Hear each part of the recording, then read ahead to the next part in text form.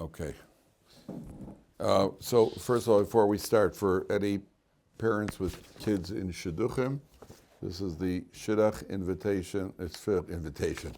Shidduch investigation questions for parents. Parents who want to know how to ask questions and find out information about a young man.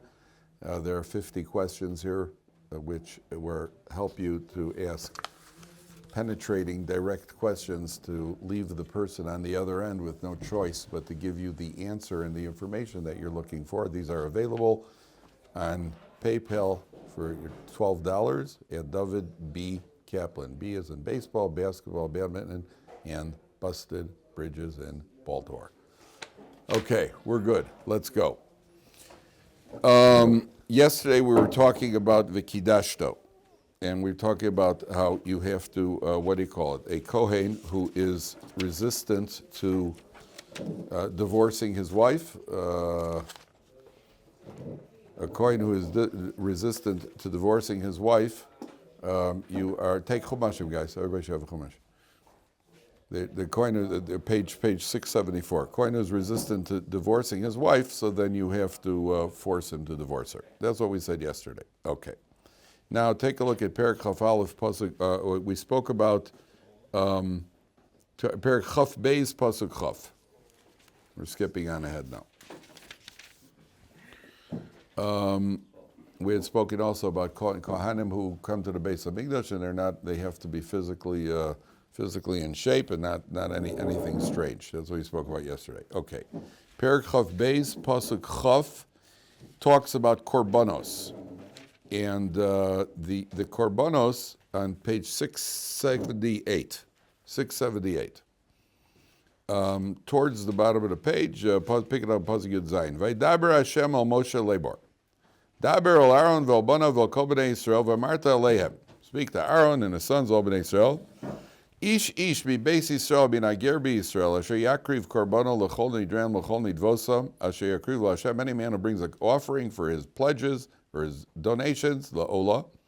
L'rtzonchem tamim zachar ba'bakar ba'ksavi v'vizim. They should be perfect animals. Perfect meaning that they should be blemish-free. Kol asher bo mum lo yitasakrivu ki lo l'ratzon yechem. You don't bring an animal that has a mum as a korban. If you bring an animal with a mum as a korban, so that will not be accepted by God. You're not allowed to bring a mum. There's a whole list of animal blemishes in the Gemara in Bechoros. There's a whole list in the Mishnah in Bechoros. There's a whole list of animal blemishes. The logic over here is obviously that if you're bringing something as an offering to the king, you're not going to bring something. You're not going to bring something second rate. You're not going to bring something. You don't bring You don't go into the used shop and buy something used in order to present it to the king or to the president. You're not going to bring him something that's second rate. You want something first rate. That's the what do you call it? That's the basic idea here. The application for us is, what do we do nowadays instead of korbanos? There's a practical way. We daven. Davening is a practical way. So the Mefarshim say the same way that your korban should be without a mum, the davening should be without a mum. That means that obviously we shouldn't have foreign thoughts during davening. Again, I'll put this in proper perspective in a second. We shouldn't have foreign thoughts during davening. We certainly should be dressed properly and adequately for davening. Go to the daven shul like he came off of a racetrack, and you don't you certainly don't talk or behave in a shul in a way that is degrading to the davening. You don't talk during davening. You don't talk during the Torah reading, and davening should be focused. Now, having said all that, there are certain things that are more in our control than not in our control. Not talking during davening is certainly within our control, and dressing for davening is certainly within our control. Controlling our thoughts and our concentration and focus during davening, that's already a bigger challenge. To daven, sometimes somebody once said, if you ever want to remember who owes you money, daven Shmona Esrei. You'll get divine assistance from there. All of a sudden you're going to remember things that you never remembered before. What's that? Shema Koledi. Sometimes you're davening, and the next thing you know, I just hit my head on the table. Oh, that was Modim. Right, yeah. You took a trip around the world and you ended up at Modim. It's very hard. It's very hard. And you should know that in halacha, is already written 300, 400 years ago. The poskim from 400 years ago. 400 years ago, listen, guys, we haven't gotten better. Well, I'm not sure if you know that. We're not better than they were 400 years ago. And the poskim already 300, 400 years ago were talking about how we don't have kavanah nowadays. So you can't don't be upset. I told you in baseball, if you hit 300, you're a star. If you succeed 30% of the time, you're a star. I mean, based on that, in high school, I would have been a superstar. 60 is unbelievable. But what do you call it? In davening, count the hits, don't count the misses. And like the Chafetz Chaim says, imagine a guy's walking along, and all of a sudden you find that there's a hole in your pocket, and coins have been dropping out of your pocket. You've been losing money. And all of a sudden you realize that you got a hole in your pocket. Now what are you going to do at that point? You're just going to let the rest of the coins drop out? At that point, what you're going to do is you're going to try to hold on, salvage what you can. So the Chafetz Chaim says the same thing in davening. Sometimes you find, I didn't have, all of a sudden you find you're at Modim or you're at Shema Kolein or something, you don't realize you haven't really been plugged in, and all of a sudden you get to that point in davening, okay, so pick up what you can at that point. Pick up, don't just say, the heck with it, messed up that Shema Nasrei, messed up those Psukei Zimra, so pick up what you can.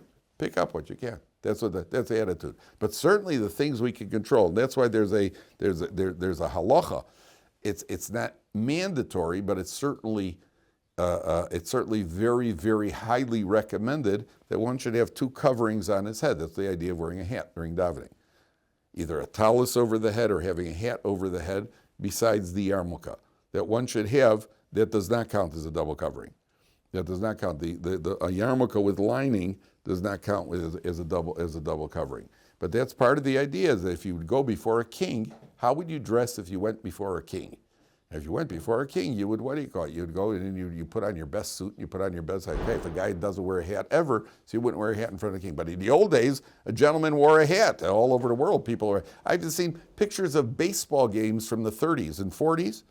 You look at the fans, baseball games of the 30s and 40s, the fans at a baseball game, they're wearing suits and hats. Even Goyim wore hats. The Goyim stopped wearing hats only when Kennedy went to his inauguration without a hat. He was the first one. Everybody wore a hat. Churchill wore a hat. They all wore hats. Kennedy was the first one. He went to his inauguration. That broke the hat business. That was the 60s. That was already when Hefkerus hit the world. The Vietnam War, the Beatles, all the rules of society were basically broken. Right? Woodstock and all the other Gute Sachen that were brought to the world in the 60s. So that was all. But a gentleman wore a hat. So if you're going to go to a king, you go to the president, you're going to put on a suit, at a minimum suit. So you don't have to put on a suit for davening. But there is a concept called Hikon Likras Elokecha. There's a pasuk that says, prepare to meet God. So that when you daven, put on a jacket. That's one of the putting on a jacket. Even as a kid, as a teenager in Yeshivat High School, a modern Orthodox school, but we wore I put on a windbreaker before I went to shul. Put on something out of respect for davening. You're going to face God, so you put something out of respect. To wear a tank top, or to come in and wear shorts and a tank top. That's not my Zaidi El Shalom. He was his father was nifter when he was about 17 years old. He had with a bunch of little brothers. He was 17 years old, so he went into shul. He had played baseball. He finished playing a baseball game, and he went into shul because he had to catch a minyan to say Kaddish. There's a guy in shul who said to him, "That's how you come into shul to say Kaddish, all sweated up and play baseball?" That changed it from that day. See, in those days you could say that to people. Nowadays, if you say that he was likely to say to a 17-year-old, he's likely to slug you or go off the derech or they're all so nasty. They're from they're one of those things. But in those days, you could actually, you could actually point out flaws, and people would accept it because they knew that they were flawed. And that changed it. From that point, it changes attitudes. That's our attitude towards davening. So those are things we could control. Concentration, we try. Make the effort you can. Try to do the best you can. That's the rule as far as concentration, is make the effort you can. But the same way, you don't bring a flawed korban. A person doesn't go to shul. You don't. What do you call it? It's not a flawed. You don't go to shul. My mother told me once I had already left, so I missed the fun. But my parents told me that they were in shul one Shabbos, and two guys were talking. By the way, if you go to Sephardi shul, in the Dota Mizrach, I need a Sephardi shul, nobody talks. There was a tremendous respect for shul. I remember being in one. I remember you go into a Sephardi shul. If somebody starts talking, some other guy who breaks Shabbos, he's what do you call mazeh, mazeh tabe bet knesset mazeh. There's a certain respect. They had a respect for a shul. The Sardis didn't talk in the Ashkenazi shul. If I came from Europe, it was a little bit more, a little looser. Nowadays, Baruch Hashem, I think many shuls have moved away from that. And a lot of people can't talk in shul because they're busy at Kiddush club. But what do you call it? But the talking has gotten better. But I've been in shuls where the talking's incessant. The rabbi keeps banging during Kriya, so where it cannot continue. It's disrespectful for everybody. But just imagine what happening. Hashem's Torah is being read, and two guys are chatting about a movie or about the stock market or about sports. What kind of thing? There's an open Sefer Torah over there. What kind of anybody with any sensitivity understands that that's disrespectful. You're not interested, so leave shul. Don't come to shul. Don't come to shul as a social club. So my parents were in shul. Two guys were talking. So the guy in the row in front of them, he turned around and went, shh. They ignored him like a fly on the wall. So he turned around and he clocked the guy behind him. He roundhoused him. He clocked him, caught him in the jaw. Did he hit him back? No, but at least he stopped talking. So, whenever that happens, you always got to suspect. You got to suspect there was some bad blood there anyway. It didn't just start with that. There's probably some beef there. That's why probably these guys had, you don't go hitting people for ignoring you unless it's somebody. You got he's probably settling a score on other things too. So it wasn't but that's just terrific. That's marvelous. That's just great. So they both belong in a cage. Yeah, but it's not the. So the Torah is telling you over here, you got to be you have that sensitivity for davening. Okay, now skip on ahead. Perek Chav Beis Pasuk Lamed, page 680. 4 lines from the bottom on 680. There are different types of korbanos that are brought. There is something called a shlomim. A shlomim is an offering, whereas a chatas, for example, if somebody has done a certain type of avera, you're obligated to bring a korban chatas. A korban ola is where recommended for neglect of a positive command. Let's say somebody went through and they forgot to put on tefillin. So they should bring a korban ola. Not mandatory, but that's what it's recommended for. A korban is a completely burnt offering. There's another category called a shlomim. A shlomim, which literally means, how does he translate it over here? He doesn't say what shlomim is. A shlomim is literally, it's usually translated as a peace offering. We would call it, what I would call is a good mood offering. You ace the test. So you pledge a korban shlomim to the Beis Hamikdash. I'm in a good mood, so I'll bring a korban shlomim. You got a raise at work, or you got a promotion. So you bring a korban shlomim. Your favorite team won. You bring a korban shlomim. White Sox fans don't bring so many shlomims, right? You bring a korban shlomim. Okay.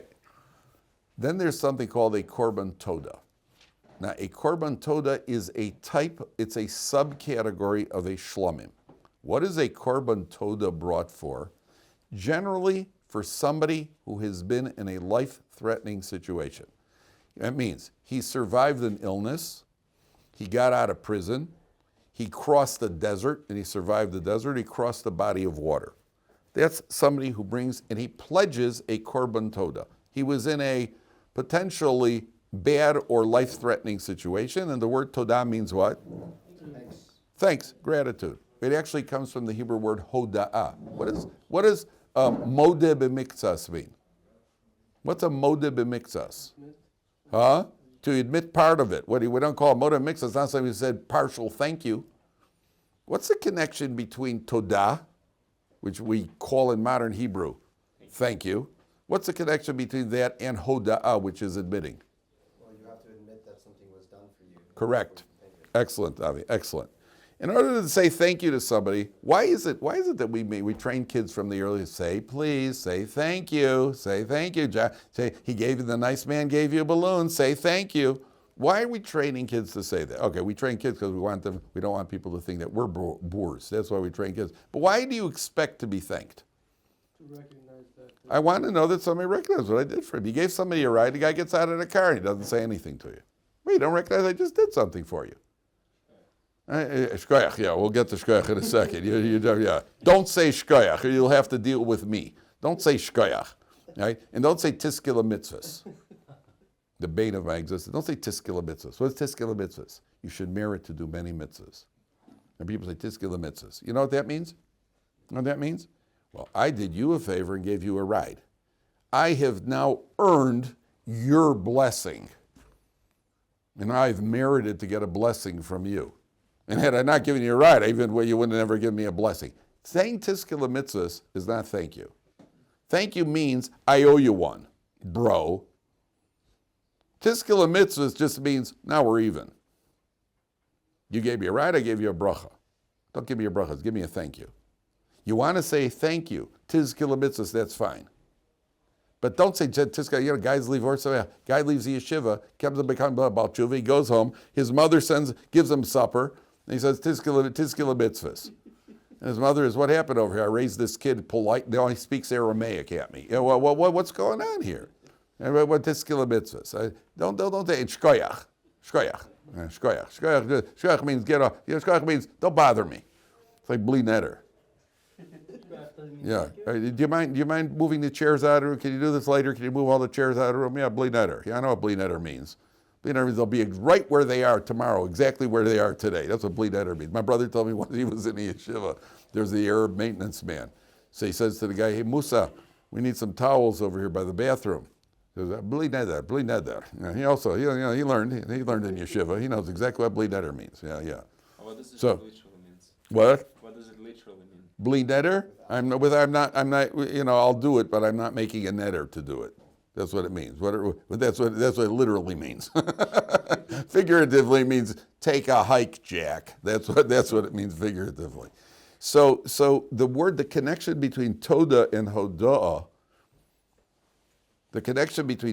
hodah, is that when you thank somebody, you're acknowledging them. I got to ask you a question. Sometimes a guy walks past you and he kind of nudges you.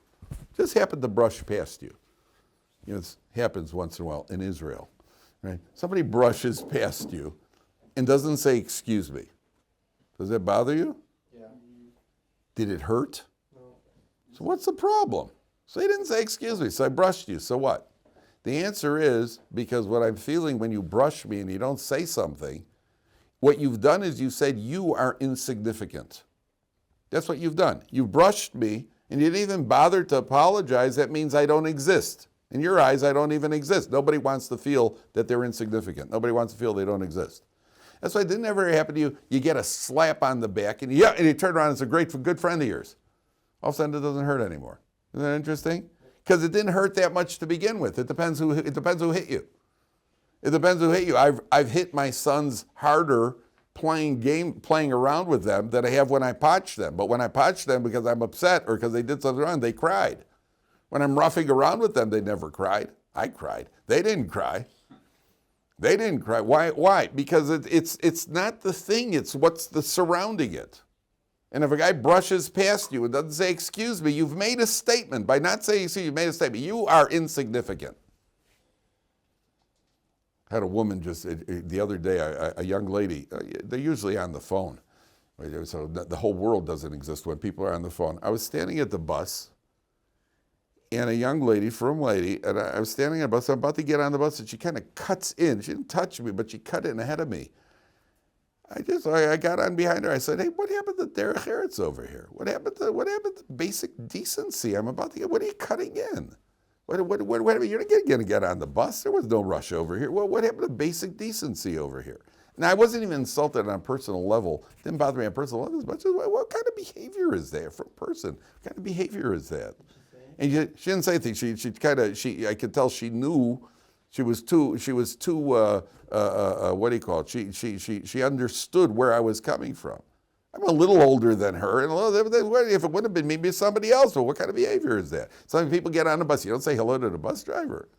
Get off a bus. People get off a bus. You don't say thank you to you don't have to say hello. Maybe you don't have to say. But to get off a bus and turn to the bus driver and say thank you for the ride. And people are on their phones, so they ignore the bus driver like a fly on the wall. And the guy just did you a favor. You should say thank you. He did you a favor. You paid. The fact that you paid for it doesn't mean anything. If your wife makes you supper, you got to say thank you. Yeah, you bought the food, and you support her. So what are you supposed to say? Well, good. Keep up the good work, woman. Yeah. Keep on eating tuna fish, man. Right? Hey, what kind of behavior is that? Where's the derech eretz over here? Okay, got that off my chest. So over here, there's something called a, I feel so much better now. There's something called a korban todah. Now the korban todah, the shlomim is normally eaten for 2 days. After 2 days, all korbanos have a limit on how long. The ones that are eaten, you have to eat them within a certain time frame. And if you don't eat them within a certain time frame, they have to be burnt. After that, they're called nosar. Nosar means leftover, and we don't do leftovers. We don't eat leftovers. So you can't eat it, it has to be burnt. It's disqualified, and you're not allowed to eat it. If you bring a regular korban shlomim, you have 2 days to eat it. A korban todah, which is a subcategory of a shlomim, you only have 1 day to eat it. Now, not only have 1 day to eat the korban todah, there's another difference. Listen, it's a very interesting concept. Besides the fact that you only have 1 day to eat it, you also bring 40 loaves of bread with it as part of the korban. And after you slaughter the korban, so then the breads are eaten. Now, you have 1 day to eat the meat of the korban and 40 loaves of bread. Have to finish the 40 loaves of bread? 40 loaves of bread. Have to finish it? Otherwise it's no, sir. And you got 1 day to do it. Have to burn the bread also? You got to get rid of it, yes. So now what are you going to do in order to eat all this produce, all this food? Invite people. Of course, you're going to invite people. You're going to invite people. What's the idea over here? The idea over here is that a person who's bringing a korban todah is showing gratitude to God for something that either was a miracle or was certainly a deliverance from a bad situation. So you're publicizing the good that God has done for you. So the Torah creates, that's what's interesting about it. The Torah creates a situation where you will invite more people to partake, and by doing, because you got to get the food consumed. And by inviting these people, and you have less time to do it, you only have 1 day to do it. And by doing this publicizes, because you have all these people, and it becomes a sudas hodah, and you publicize the good that God has done for you. That's the underlying. That's why you find all these in Torah, you always find there's a method to this madness. There's always something behind it that wasn't just, even the laws of Shabbos. Even the laws of Shabbos. Let me ask you a question. Without thinking, what's the first word that comes to mind when you think of Shabbos? One word. What? Shomer. Shomer Shabbat. Shomer Shabbat. In English. What's the first word in English you think of? Keeping. What do you mean keeping it? Why? I mean, I can't have any of it. What does it mean keeping it? Well, first word in English. Okay, you call keeping, so. Rest. Chala. Chala. Good. I like honesty. First word that comes to mind. What? Rules. Kishke. I'm a kishke man. Nice, yeah. I'll tell you after shir where you can get good kishke. I know the word you're good. looking for. So if don't. Now, he said rules. And a lot of Jews, a lot of people who are not yet religious, when they think of Shabbos, the first thing they see was don't. Don't turn on lights. Don't drive your car. Don't put it on your computer. Don't go to work. No. It's true. There are a lot of don'ts on Shabbos. But what else happens on Shabbos? On Shabbos, the family gets together. There's communication. 3 times in 24 hours, a family sits around and communicates.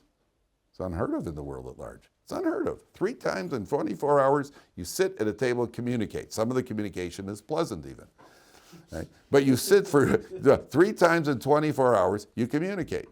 Now, that wouldn't happen if you didn't have the don'ts. Because if you didn't have the don'ts, your son would be at basketball practice, your daughter would be out with her friends, your wife would be out shopping, and you'd be out depressed. Right? And so if you didn't, or it'd be at a bar, whichever the case may be. But at the end of the day, the don'ts are part of the system. It's not an independent thing. God wants to say, okay, let's see how we can get you now. Can't write. Right? That's not what it is. That's not the goal. The goal is to create a situation where now you have family communication, and even if we want to be away, there's really nothing much else to do. But that creates the benefit of family communication. So it's all a mess. So here, by the korban todah, you have 1 day to eat, and of all the shlomims, this is the one that gets 40 loaves of bread. And so it creates a situation, what we'll call a Kiddush Hashem, publicizing God's name. Now, take it a little further. What's the number 40? Whenever you hear the number 40 in Torah, what does the number 40 mean? What does it symbolize? 40 nights. What does it symbolize, number 40? Renewal. 40 is always a number of renewal. The flood, it rained 40 days and 40 nights for the world to be renewed. Moshe Rabbeinu goes up to the mountain for 40 days to renew the Jewish people's contact with the contract with Hashem. The Jews in the desert, 40 years to renew their entire essence of the Jewish people. A mikveh has to be 40 minimum. Because when a person goes into a mikveh, there is a renewal of some sort. A person goes into the mikveh, removes their clothing, completely immerses, for lack of a better term, they come out born again. Right? There's a new start. By going into the mikveh, there's a new start. Where else do we find the number 40? For a few other places. Where else? Pregnancy, 40 days. You can daven, and when a woman conceives, you can daven for 40 days for the gender of the child, meaning you want a boy, right? You can daven for 40 days for a boy, right? But you could have 40 days for a boy. But after 40 days, it's already determined, and it's a wasted tefillah. You can't daven for something to change. It's not going to change. What else? You cannot learn Kabbalah till you're 40. Can't learn Kabbalah till you're 40. Interesting, never thought of that. You can't learn Kabbalah till you're 40. You have to see how that fits in over here. The common denominator here, with that, probably because you need to be a new person to learn Kabbalah, right? But the common denominator here is that the number 40 represents renewal. 40 loaves of bread. What happened with 40 loaves of bread? This is a guy who had a new lease on life. This is a guy who was in a life-threatening situation, is in a dangerous situation. So the 40 loaves of bread over here is consistent with the number 40, which we find all over the Torah, which always represents renewal. Yeah? Wasn't Rabbi Akiva also 40? Rabbi Akiva had 3 stages of 40. He was 40 when he was up till 40 years old, he was an Am Ha'aretz. 40 years he learned Torah, and 40 years he taught Torah. That's what it says. Rabbi Yochanan ben Zakkai, there were 4 people who lived to 120. Rabbi Akiva, Rabbi Yochanan ben Zakkai, Hillel, and besides Moshe Rabbeinu, there's a 4th one. Oh no, Moshe Rabbeinu. And each one, the Gemara breaks their life into 3 units of 40. Very interesting. Each 40, it was 40, 40, 40, 40. That's what the Gemara says. So the number 40 represents renewal. And renewal over here is because this guy's got a new lease on life. Okay, let's go on. Take a look at Pasuk Lamed Aleph, the next Pasuk. Ushmarta mitzvosai v'asis. I want to tell you something. This is very, very practical and very, very important. Ushmarta mitzvosai v'asisam osam ani Hashem. You should keep my mitzvahs and do them. I am Hashem. Now, what does it mean? You should keep my mitzvahs. Take a look at Rashi. 680, 2 lines from the bottom. In the Chumash and in Rashi, it's the left column of Rashi, 5 lines from the bottom. Ushmartem zeh HaMishnah. And this doesn't mean Mishnayos, it means learning Torah. Ushmartem, you got to learn it. V'asisem zeh HaMaaseh, that's doing. Ushmartem zeh HaMishnah, v'asisem, that's the doing. What's the obvious? Now, that's what Rashi says. The Sifra, which is the Medrash on Vayikra, the Sifra I'm quoting you says, the kol she'eno b'mishna, eno b'maista. Anybody who doesn't learn isn't going to do. Meaning if you didn't learn what to do, so you're not going to do it. What's the obvious question? That's pretty obvious. The obvious question is that that's obvious. If you didn't learn to do it, you're not going to do it. If you don't know the law, you're not going to keep the law. Even though ignorance is no excuse. Ignorance, how's the saying go in the ignorance is no... Ignorance is bliss. Yeah, well, sometimes. Yeah, but not if you don't know how to open the parachute. But ignorance is no excuse. You can't get off. In America, let's say you broke the law. You can't claim ignorance of the law. You should have known the law. That's a rule. What's the expression? Ignorance is no. Ignorance is bliss? No, that's what he said. And I said that ignorance is bliss, but not if you don't know if you don't know how to open the parachute. But the ignorance is no excuse, and then you're liable for breaking the law even if you didn't know the law. Okay, here Moshe asks the obvious question. The Sifra says, if you didn't learn, you're not going to do it because you didn't learn how to do it. I mean, why is the Sifra telling us that? Well, that's pretty obvious. So, yeah, what do you say, Al? People who still learned how to do it still don't do it. What's that? People who learned how to do it, those who still don't do it. No, but the Sifra says, but if you don't learn it, you're not going to do it. That's true. If I've never studied actuarial science, I'm not going to be an actuary. Well, yeah, that's true. That's definitely true. And if you've never studied how to cut diamonds, you're not going to be cutting diamonds. That's 100%. So why does the Sifra need to tell us that? It would seem to be redundant. It seems to be redundant. It's not redundant because sometimes people do it naturally without learning. Nobody becomes an actuary naturally. Maybe diamonds, yeah. Nobody becomes an actuary naturally. Nobody becomes a brain surgeon naturally. Yeah, let me in there. And I'm a volunteer in the hospital. You know, what would you like to? I volunteer for brain surgery. Sorry, sir. You're not going to have to. Businessmen become naturally without learning. Well, some of them do, and some of them become bankrupt. So yeah, okay. But not when it comes to technical halacha. So Moshe Feinstein says, and this is very true, I found this true from personal experience.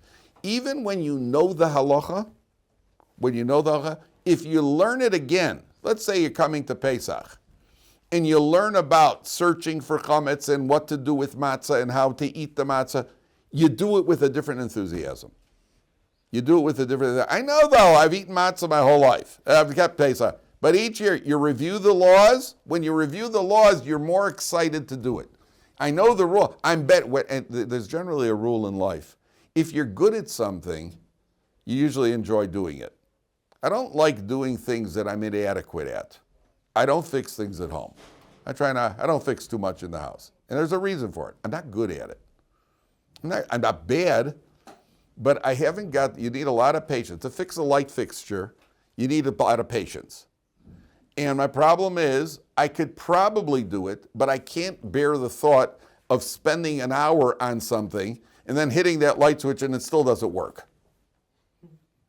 And I don't have the patience to do it because I know people who will stand all day and they actually enjoy the process. I don't enjoy the process because I'm worried the process isn't going to work. Certain things I like, certain things I know I'm good at.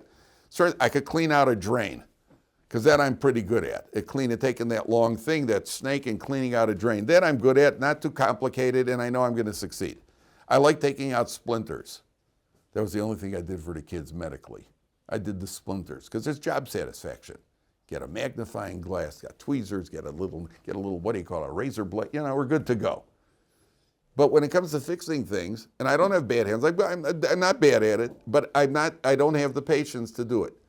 Something like playing basketball, or what do you call it, or something else. What else am I good at?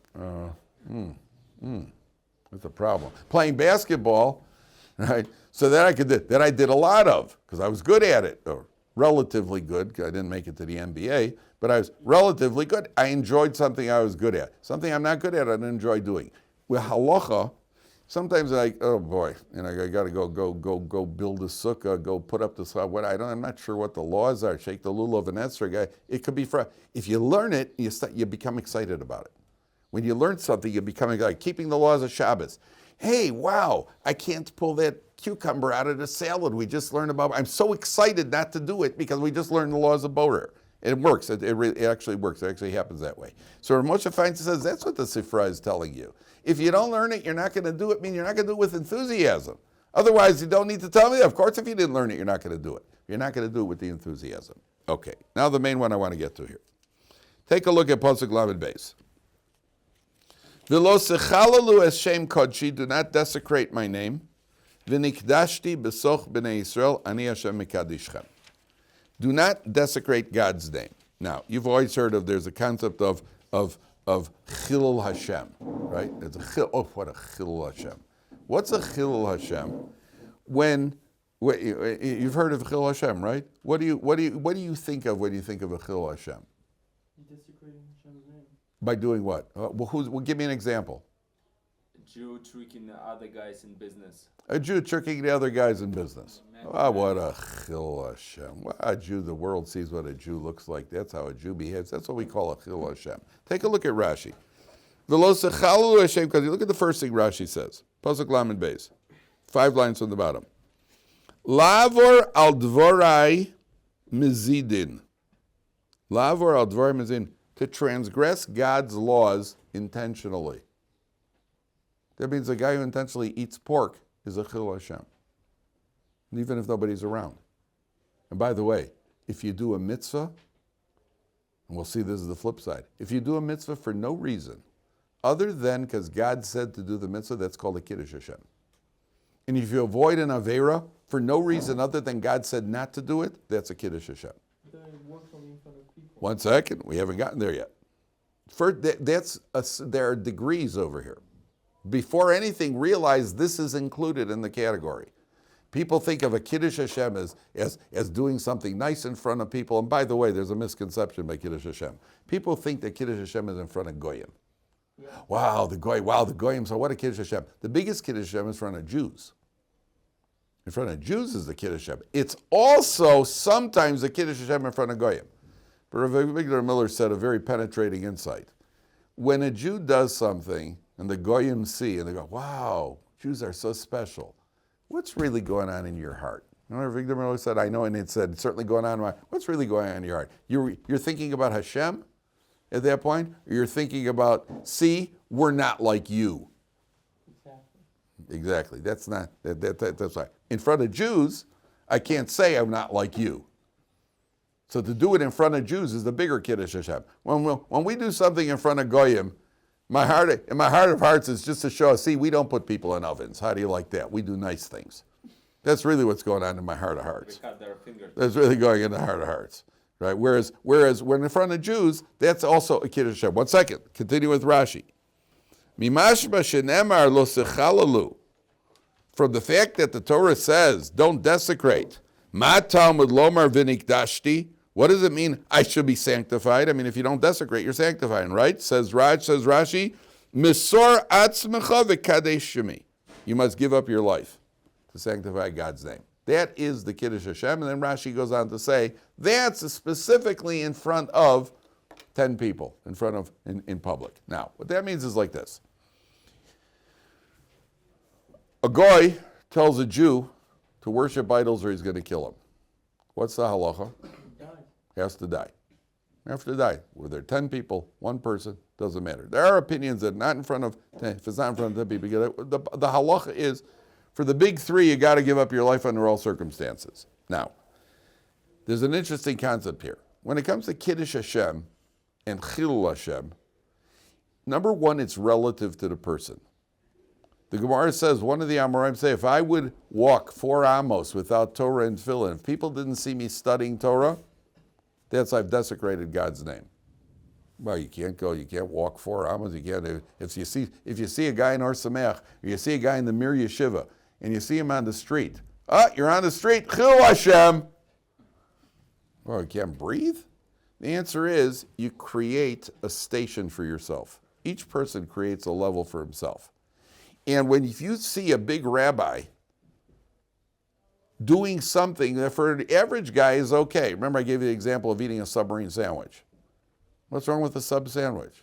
And I take a big piece of bread like this wide, as big as the other, and take it, put in 14 layers of meat. But if you saw the Rav of the community doing that, all of a sudden you walk past a hoagies or some kosher hoagies place or some kosher what do you call it? Subway. Kosher. The Subways are kosher. No. Are there kosher Subways there? There must be kosher sub sandwiches. What?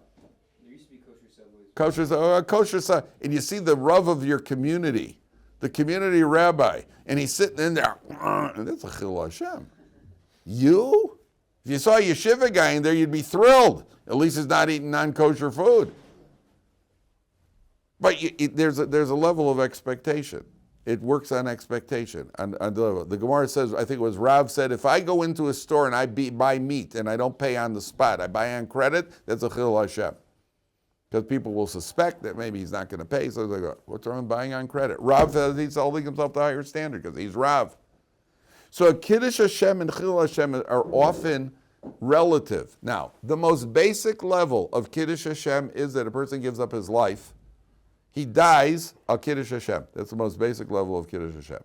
Chilul Hashem, pay attention carefully to what I'm telling you now, because it's that. A Chilul Hashem is a Jew that should have given up his life, and he didn't.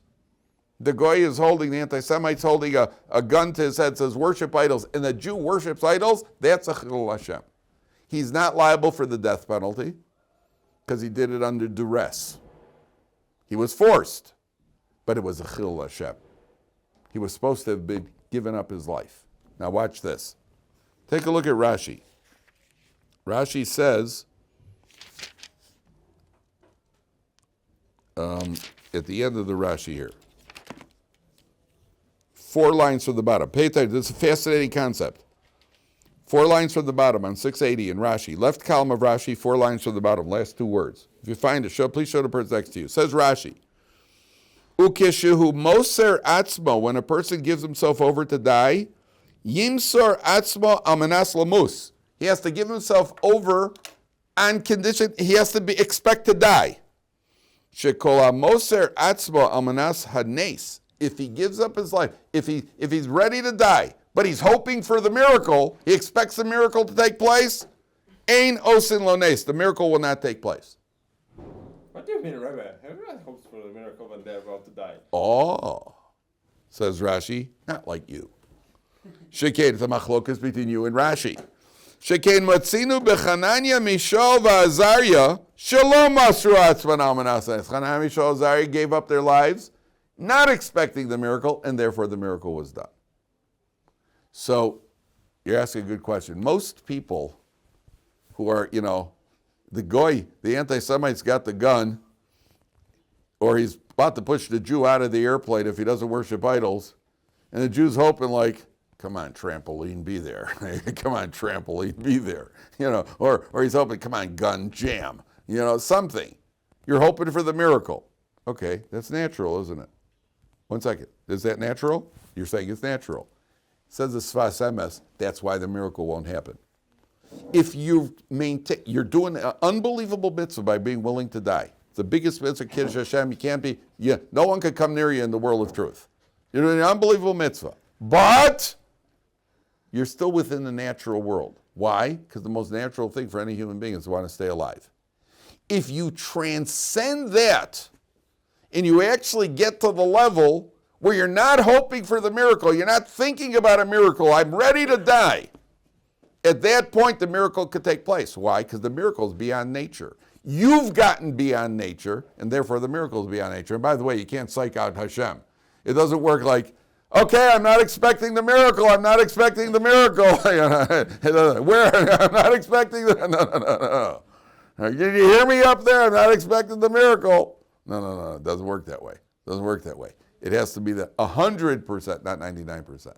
And if it's 100%, it's 100% that the person gets beyond that. So if it's 100%, then the miracle can take place. That's what the Sfas Emes says. If you're not at 100%, that means you're still, again, you're doing an unbelievable thing. You're doing the best thing, unbelievable, imaginable thing. But you're still within natural law. You're within natural law, so then the miracle's not going to take place. Somebody once asked me, a guy, we were talking about this years ago. So one of the guys in Shir said to me, Rabbi, would you give up your life not to worship idols? So I said to him, I can't answer that question, and I hope I never face that test. But this isn't an issue of what I would do. We're talking about what one should do. What one would do, one never knows what one would do until they're in that circumstance. We're only talking about what one should do. So anything you do, the Gemara here says, I'm just going to finish with this. The Gemara says like this. Gemara in Yuma. The Gemara says like this. And the pasuk, ve'ahavta es Hashem Elokecha. We say it every day, 3 times a day. Ve'ahavta es Hashem Elokecha b'chol levav chavcha. What is ve'ahavta es Hashem? You got to love Hashem. That's one meaning of it. Says the Gemara, Sheyehi Shem Shamayim Mis'ahev al Yodcha. God's name should become beloved through your actions. You should learn, Torah and you should serve Talmidei Chachamim, and your way you deal with people should be pleasant. And then what are people going to say? Fortunate is his father that taught him Torah. Fortunate is his Rebbe that taught him Torah. Oy vey for oy lahem labrios. Whoa, poor people that never learned Torah. That is a person that is, somebody says, Vayomer avdi ata Yisrael, Hashem takes pride in such a person. That's a Kiddush Hashem. On the other hand, somebody who learns and he doesn't talk nicely to people and he's impolite and he's rude, what do people say him? Oi, this guy, oi, look at that, he learned Torah and his father taught him Torah. What? Look what happened as a result of his Torah. So I want to tell you one of the most unreasonable things that happens in the world. First of all, the minute you put on a yarmulke, the minute you put on a black hat, the minute that people could identify you as a frum Jew, especially in Israel, because there are other Jews here, a lot of them are secular, your responsibility level skyrockets. If you're on a bus and an old person gets on the bus and you don't stand up and give up your seat, there could be 30 other people on the bus and you don't give up your seat, who do you think the secular person is going to look at? Why isn't the frum guy getting up? Why should I? I mean, these are a lot of guys, younger people. It doesn't matter. You're the frum guy. And they look at, when I was in Kollel many years ago, the Rosh Kollel told us, if we're ever on a bus, don't be seated, don't sit if there's even one person standing. Because that guy's going to look around the bus and he's going to say, why is the frum guy sitting and I'm standing? Okay, within reason. But we're held, and if you get up for an older person, which anybody would have done, it's a 97-year-old woman on a respirator, gets on the bus, anybody would have gotten up for her. But when you get up and you've got a yarmulke on, people are going to say, look, the frum guy got up. Because they make that association. And the Gemara is telling us over here, we have a heightened level of responsibility how we behave, how we treat people. And the way we deal with people, the way we treat people, the way we deal with people, so that determines whether it's a Kiddush Hashem or Kiddush Hashem. Okay, so again, anybody join us late, this is available, Shidduch investigation questions for parents, available at PayPal at Dovid B. Kaplan. And somebody had a question. Somebody had a question. Yeah. Aren't people supposed to expect that even if the knife is not expected, hope that you hope you could daven? It says, don't give up on. You could daven. You could daven that Hashem should save you, but not hope for a miracle. Not hope for a miracle. You could daven that Hashem should save you. It's a good question you're asking. I had the same question, but it says the person should never give up hope. You could daven, but don't expect the nace. Ask Hashem to save you. But don't say, I need a miracle right now. There's a difference. You could be saved in many different ways. I need a miracle. But you could daven, that you're allowed to do. But you're not allowed to expect that the miracle is going to happen. Yeah? One time that one can test Hashem with Meiser. Yes. That's the one. We have a source for that. The Gemara says you could test Hashem. That's the only area we could test Hashem, is it says if you aser al menas shetis asher. The Gemara says you're allowed to meiser in order to get rich, and the pasuk says ubichanuni na vizos. You're allowed to test me in this area. It's a pasuk. You're allowed to test me in this area. It's the only time you can test Hashem. I'm giving money away, Hashem. Let's see it. Okay. Call it Kiddush Hashem and Chilul Hashem.